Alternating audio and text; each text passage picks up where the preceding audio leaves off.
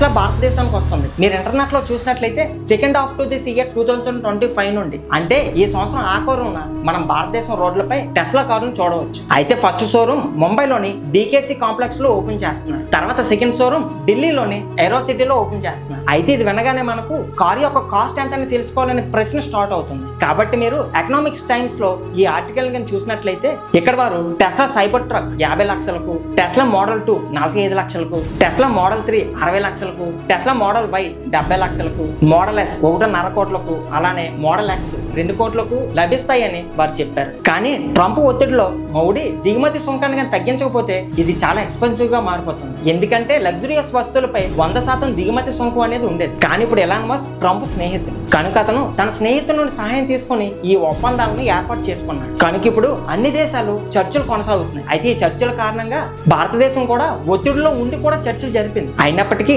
Tesla అతిపెద్ద ప్రయోజనాన్ని పొందబోతుంది.